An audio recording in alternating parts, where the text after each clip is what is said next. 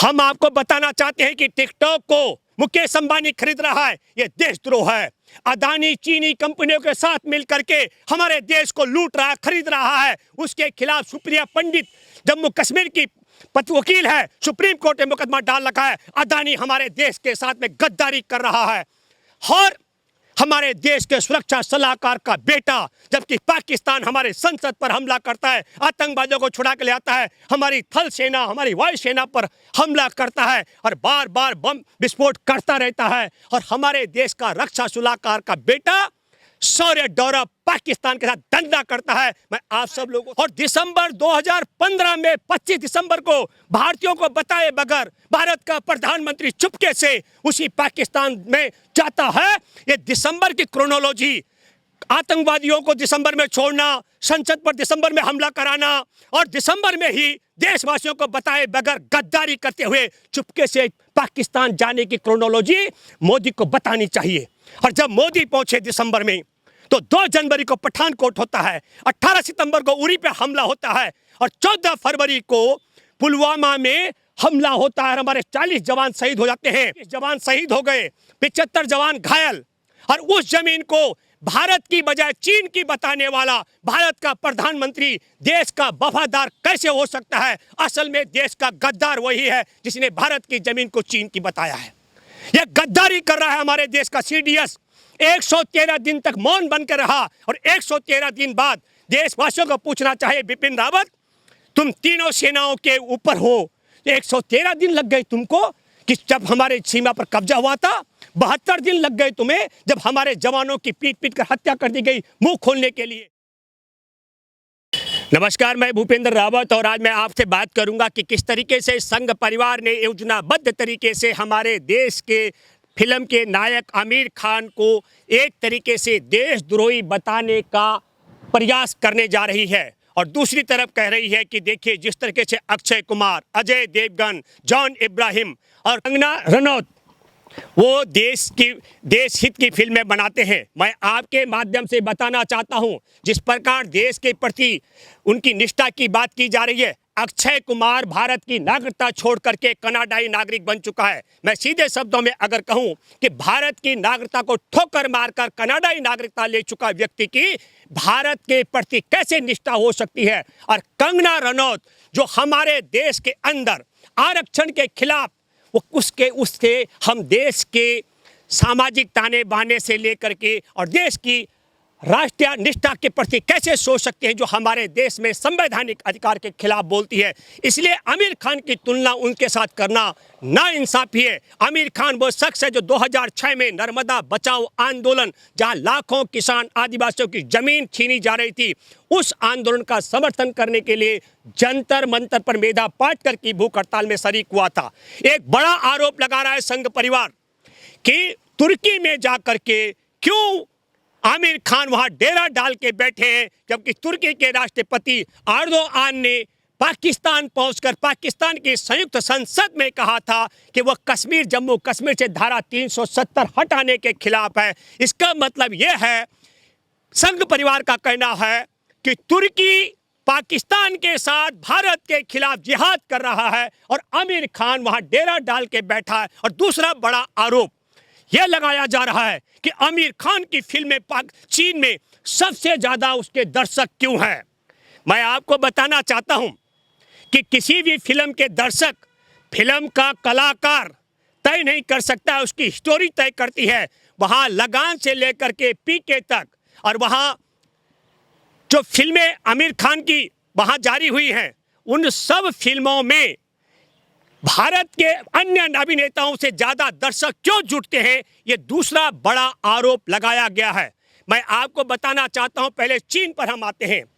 15 जून को हमारे देश के बहादुर जवानों को, निहत्थे बहादुर जवानों को, 20 जवानों को चीनी सैनिक पीट पीट कर मार डालते हैं, 76 जवानों को घायल कर देते हैं। ये मैं आपको एक एक बार सिलसिलेवार सुना रहा हूं। और 17 तारीख को AIIB बैंक चीन में 75 करोड़ अमेरिकी डॉलर का ऋण लोन भारत सरकार को देता है और भारत सरकार 75 करोड़ डॉलर का लोन लेती है। और 15 जून को हमारे जवानों की हत्या होती है, घायल किए जाते हैं। 17 जून को चीन से लोन लिया जाता है और 19 जून को ऑल पार्टी मीटिंग बुलाई जाती है। उस ऑल पार्टी मीटिंग के बाद भारत के प्रधानमंत्री नरेंद्र मोदी संबोधित करते हैं हमारे देशवासियों को और कहते हैं हमारी सीमा में कोई नहीं घुसा है, हमारी सीमा पर जमीन पर कोई नहीं घुस आया है और हमारी जमीन पर किसी की पोस्ट नहीं है। और मैं ये कहना चाहता हूं मेरे दोस्तों कि चीन में हमारे देश के राजदूत विक्रम मिस्त्री 5 जगह गलवान घाटी से लेकर हॉटस्पॉट तक से और पेंगोंग झील, वो 5 जगह चिन्हित करके चीन की सरकार से कह रहे हैं वहां से आप कब्जा हटाइए। 5 मई 2020 को चीनी सैनिकों ने भारत में कब्जा किया घुस करके और उसके 113 दिन बाद अभी पहली बार हमारे देश का सीडीएस बिपिन रावत मुंह खोलने का साहस कर पाया। जवानों की हत्या हो गई 15 जून को, जवानों की हत्या के 72 दिन बाद मुंह खोलने का हिम्मत कर पाया और 20 जवानों की शहादत 15 जून को हुई थी। घायल 76 जवानों में से एक और जवान हवलदार बिशन सिंह ने 60 दिन के संघर्ष के बाद अपनी कुर्बानी दी और उसके शहादत के 12 दिन बाद मतलब 113 दिन बाद बोलता है बिपिन रावत चीन हमारी जमीन को खाली कर दे, नहीं तो युद्ध के लिए तैयार रहे। अब मैं आप लोगों से जानना चाहता हूं, आमिर खान वीवो का ब्रांड एम्बेसडर है। आमिर खान ने 25 जुलाई को ऐलान कर दिया कि वो वीवो के प्रचार से अपने को दूर करता है। जिस दिन आमिर खान ने वीवो के प्रचार से अपने को अलग किया, भारतीय क्रिकेट कंट्रोल बोर्ड तब वीवो के साथ जो 440 करोड़ रुपए का प्रतिवर्ष की आमदनी को लेकर के किसी भी कीमत पर उसको अलग करने के लिए तैयार नहीं था। आमिर खान को 12 करोड़ रुपए सालाना का नुकसान होना है वीवो से अलग हटके। इससे बड़ी देशभक्ति क्या हो सकती है। और नाक कटी जब बीसीसीआई को, तब जाकर के अभी अगस्त में बीसीसीआई ने भी फैसला लिया कि हम अपने को वीवो को बीसीसीआई के आईपीएल से बाहर करते हैं। तो मैं आप सब लोगों से जानना चाहता हूं कि आमिर खान की फिल्म अगर चीन में ज़्यादा लोग देखते हो और भारत के दूसरे नायकों की फिल्म, कलाकारों की फिल्म चीन में कम लोग देखते हो, तो संघ परिवार इसके लिए देश की निष्ठा या देशद्रोही कैसे बता सकता आमिर खान को, ये सवाल मैं आपसे करना चाहता हूं। और भारत के जवानों ने मातृभूमि की जिस जमीन को बचाने के लिए कुर्बानी दी, 21 जवान शहीद हो गए, 75 जवान घायल, और उस जमीन को भारत की बजाय चीन की बताने वाला भारत का प्रधानमंत्री देश का वफादार कैसे हो सकता है। असल में देश का गद्दार वही है जिसने भारत की जमीन को चीन की बताया है। यह गद्दारी कर रहा है हमारे देश का सीडीएस। 113 दिन तक मौन बनकर रहा और 113 दिन बाद देशवासियों को पूछना चाहे बिपिन रावत, तुम तीनों सेनाओं के ऊपर हो, 113 दिन लग गए तुमको कि जब हमारे सीमा पर कब्जा हुआ था, 72 दिन लग गए तुम्हें जब हमारे जवानों की पीट पीट कर हत्या कर दी गई मुंह खोलने के लिए। यह सवाल भी करना चाहिए। और मैं दूसरा सवाल करना चाहता हूं, हमारे देश का राष्ट्रीय सुरक्षा सलाहकार का बेटा शौर्य डोभाल पाकिस्तान में पार्टनर है सैयद अली अब्बास का, और पाकिस्तान में पार्टनर सैयद अली अब्बास का पाकिस्तान की भूमिका हमारे साथ क्या रही। 1999 में मसूद अजहर और 2 आतंकवादियों को भारत की जेल में जो बंद थे उनको छुड़ाने के लिए हमारे हवाई जहाज का, इंडियन एयरलाइंस का अपहरण किया गया। और 2001 में उसी मसूद अजहर ने पाकिस्तान जाकर कंधार पहुंचाया, भाजपा की सरकार ने वहां से उसको पाकिस्तान में शरण मिली। और 2001 में उसने संसद पर हमला करवाया जहां हमारे 9 लोग की शहादत हुई। और फिर आप समझ लीजिएगा, दिसंबर 1999 में जहाज का अपहरण होता है और दिसंबर 2001 में संसद पर हमला होता है और दिसंबर 2015 में 25 दिसंबर को भारतीयों को बताए बगैर भारत का प्रधानमंत्री चुपके से उसी पाकिस्तान में जाता है। ये दिसंबर की क्रोनोलॉजी, आतंकवादियों को दिसंबर में छोड़ना, संसद पर दिसंबर में हमला कराना और दिसंबर में ही देशवासियों को बताए बगैर गद्दारी करते हुए चुपके से पाकिस्तान जाने की क्रोनोलॉजी मोदी को बतानी चाहिए। और जब मोदी पहुंचे दिसंबर में तो 2 जनवरी को पठानकोट होता है, 18 सितंबर को उरी पे हमला होता है और 14 फरवरी को पुलवामा में हमला होता है, हमारे 40 जवान शहीद हो जाते हैं। और इतने बड़े, और यही नहीं, अगस्त 2019 में पाकिस्तान ने विरोध किया कश्मीर में, जम्मू कश्मीर और लद्दाख से धारा 370 हटाने का।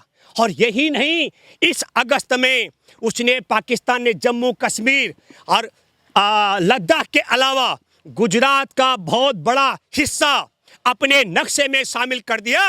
और इसके बावजूद भी भारत का सुरक्षा सलाहकार का बेटा शौर्य डोभाल का पाकिस्तानी सैयद अली अब्बास के साथ आज भी धंधा चल रहा है। तो मैं आप सब लोगों से जानना चाहता हूं कि आमिर खान जिस देश में है, तुर्की में, वहां संजय कुमार पांडा हमारे देश का राजदूत क्यों है?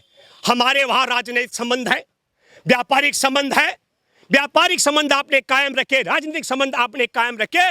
और आपने अधिसूचना नहीं जारी की कि जितने भारतीय तुर्की में रहते हैं, ए संघ की सरकार आदेश करो वो सारे भारतीय तुर्की को छोड़ के वापस आ जाए, जो व्यापार और धंधा कर रहे हैं वो सब वापस आ जाए। लेकिन नहीं, आमिर खान पर सवाल उठेगा। हमारे देश के ऐप बंद कर दिए जाते हैं और टिकटॉक को खरीदने के लिए मुकेश अंबानी तैयारी कर रहा है। तो ये देश के साथ वफादारी है कि गद्दारी है? अदानी के खिलाफ सुप्रिया पंडित ने सुप्रीम कोर्ट में मुकदमा डाल रखा है। वो चीन की कंपनी के साथ में, जिस अदानी को भारत के एयरपोर्ट और बड़े बड़े सरकारी संस्थान बेच रहा है नरेंद्र मोदी, वही अदानी चीन से मदद लेकर के हमारे देश की संपत्ति खरीद रहा है। तो मैं देशवासियों आपसे जानना चाहता हूं, 15 जून को हमले के बाद 19 जून को प्रधानमंत्री ने बोला था हमारी जमीन पर कोई नहीं घुसा, कोई कब्जा नहीं किया, ये देशद्रोह है। हम आपको बताना चाहते हैं कि टिकटॉक को मुकेश अंबानी खरीद रहा है, ये देशद्रोह है। अदानी चीनी कंपनियों के साथ मिलकर के हमारे देश को लूट रहा है, खरीद रहा है। उसके खिलाफ सुप्रिया पंडित जम्मू कश्मीर की वकील है, सुप्रीम कोर्ट में मुकदमा डाल रखा है। अदानी हमारे देश के साथ में गद्दारी कर रहा है। और हमारे देश के सुरक्षा सलाहकार का बेटा, जबकि पाकिस्तान हमारे संसद पर हमला करता है, आतंकवादियों को छुड़ा के ले आता है, हमारी थल सेना, हमारी वायु सेना पर हमला करता है और बार बार बम विस्फोट करता रहता है। और हमारे देश का रक्षा सलाहकार का बेटा शौर्य डोभाल पाकिस्तान के साथ धंधा करता है। मैं आप सब लोगों से जानना चाहता हूं, आमिर खान कैसे देशद्रोह हो सकता है? इसलिए आमिर खान को न केवल आमिर खान ने लगान से लेकर अच्छी अच्छी फिल्में बनाई हैं, 3 इडियट के विषय में तो पढ़ाया जा रहा है चीन के अंदर, आपको यह मैं बताना चाहता हूं वहां के विश्वविद्यालय में। लेकिन एक महत्वपूर्ण बात बता दूं, नर्मदा बचाओ आंदोलन, जिसमें लाखों लाख किसान और आदिवासियों की जमीनें, घर द्वार छीने गए, उसको बचाने के लिए जब मेधा पाटकर भूख हड़ताल पे थी जंतर मंतर पर 2006 में, तब आमिर खान वहां आए थे। हमारे देश में जब सुखाड़ पड़ता है, पानी के लिए हाहाकार मचता है, इस देश में पानी को बचाने के लिए भी पहल कर रहा है आमिर खान। और आमिर खान को इसलिए टारगेट बनाया जा रहा है, बिहार चुनाव है और बिहार चुनाव से पहले तबलीगी जमात के जमातियों पर जो फर्जी मुकदमे थे, मैं बधाई देना चाहता हूं मुंबई हाई कोर्ट को। मुंबई हाई कोर्ट ने सारे खारिज कर दिए। अब इनके पास हिंदू मुसलमान का मसला नहीं बचता था, इसलिए जबरदस्ती आमिर खान को घसीटा जा रहा है। और आमिर खान को घसीटने के बाद मैं आपको बताना चाहता हूं, अक्षय कुमार की भारतीय निष्ठा की बात की जा रही है, वो भारत की नागरिकता त्याग चुका है। मैं आप सब लोगों से आग्रह करता हूं, गुजारिश करता हूं, यदि आपको लगता हो कि आमिर खान बड़ा दोषी है, जिसने वीवो का प्रचार छोड़ करके 12 करोड़ रुपए सालाने का नुकसान उठाने का तय कर लिया है, और हमारे देश का प्रधानमंत्री जो भारत की जमीन को चीन की बताता हो, मुकेश अंबानी जो वहां का टिकटॉक खरीदता हो, और अदानी जो वहां की कंपनियों के साथ मिलकर भारत खरीदता हो, और हमारे देश में शौर्य डोभाल जो पाकिस्तान से धंधा करता हो, इन सब लोगों से बड़ा देश का गद्दार और कोई नहीं हो सकता। मैं आप लोगों से आग्रह करता हूं, दूर दूर तक पहुंचाना पड़ेगा, क्योंकि भाजपा के पास, संघ परिवार के पास और कुछ नहीं। ये संघ परिवार की सरकार है जो केंद्र में है। संघ परिवार को छोटा मत आंकिए, संघ परिवार के पास पूरी ताकतें हैं, इसलिए वो जानबूझ के हिंदू मुसलमान का एंगल बनाना चाहती है। मैं देश की 135 करोड़ आबादी से कहना चाहता हूं, मैं 2006 में आमिर खान के साथ जब वो धरने पर आए, हम बैठे और संवाद किया, वो अंदर से भी बहुत हृदयवान व्यक्ति है। मैं आप सब लोगों को पुनः धन्यवाद देते हुए कहता हूं कि काश हमारे देश में आमिर खान जैसे लायक लोग होते और देश की नागरिकता छोड़ करके कनाडाई नागरिकता लेने वाले नायक, मैं उन लोगों की बात नहीं कर रहा हूं जो विदेशों में रोजगार करने के लिए जाते हैं, व्यापार करने जाते हैं, वो नागरिकता ले तो अच्छी बात है, लेकिन भारत की कमाई करके कोई कलाकार भारत की नागरिकता को ठोकर मार करके और नागरिकता ले ले विदेश की, उससे बड़ा गद्दार कोई और हो नहीं सकता। धन्यवाद। जय हिंद, जय भारत।